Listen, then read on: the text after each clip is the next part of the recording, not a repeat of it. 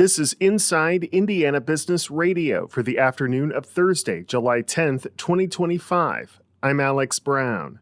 Leaders from across the South Bend-Elkhart region gathered Wednesday to reflect on more than a decade of regional collaboration, investment, and transformation at the 4th annual Rally the Region event. South Bend-Elkhart Regional Partnership's CEO Bethany Hartley emphasized the power of collaboration in strengthening the region. We've really seen what's possible when we break down silos, when we reach across borders, and when we choose collaboration over competition. And we know the future will demand even more of it. In South Bend, the transformation of public spaces like the recently reopened Sites Park, Howard Park, and the surrounding riverfront was described as a catalyst for community revitalization and economic development.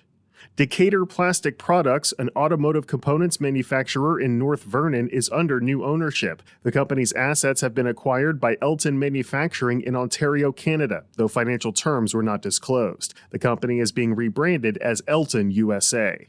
Fort Wayne-based Parkview Health and Anthem Blue Cross Blue Shield today announced a new multi-year agreement. Financial terms were not being disclosed, but Parkview said the deal keeps its participation in Anthem's networks through 2029. From the number one source for Indiana business news, this is Inside Indiana Business Radio. To succeed, you need to stay informed. You need to be engaged. And let's face it, you need to set yourself apart from the rest by connecting with a company that brings you the best. Because in today's environment, business is an ever-moving target, and we'll help you chase it. IBJ Media.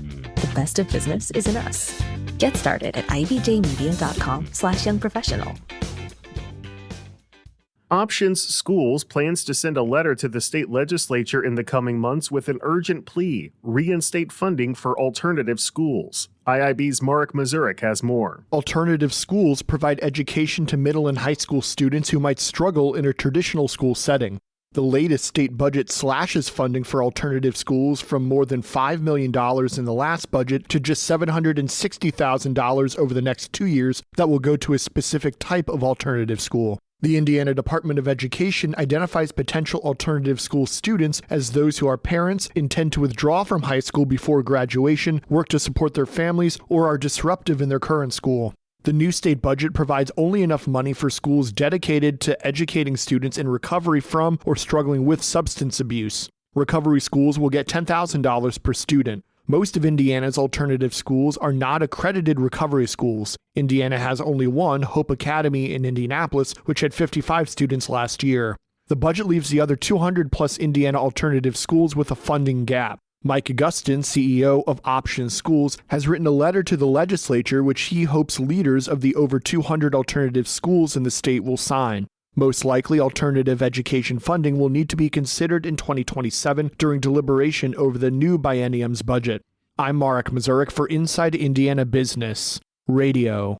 Hoosier farmers planted about 1.6 million acres of overwinter living covers, cover crops and small grains like wheat this spring, elevating the state to the top in the nation in cover crop adoption. That's according to a survey by the Indiana State Department of Agriculture. Farmers plant cover crops after the fall harvest to keep roots in the ground throughout the winter. They help build organic matter in the soil, improve overall soil health, and reduce erosion. Posey County led the state with about 87,000 acres under cover crops, followed by Gibson County with 70,000 acres and LaPorte County with 60,000 acres. The survey estimates that cover crops helped prevent 1.8 million tons of sediment from entering Indiana's waterways, enough to fill about 18,000 train freight cars.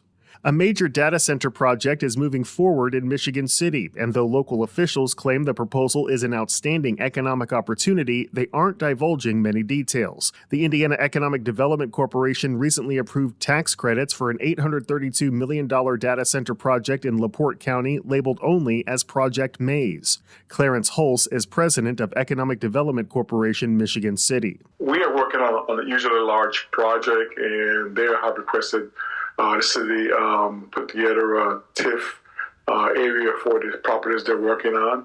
And so we can't say much right now about who they are and that type of stuff, but They did come to talk to the council in the executive session and kind of talk about what they want to do in this city. The IEDC says the company behind the project has committed to creating 30 jobs by 2034. That's in exchange for about $42 million in tax breaks over 35 years. Lebanon Mayor Matt Gentry is this week's guest on the Business and Beyond podcast with Gary Dick, presented by PNC, a weekly conversation with high-profile Hoosiers in business, sports, and entertainment, and beyond. Available now from your favorite podcast provider. I'm Alex Brown for Inside Indiana Business Radio on Demand.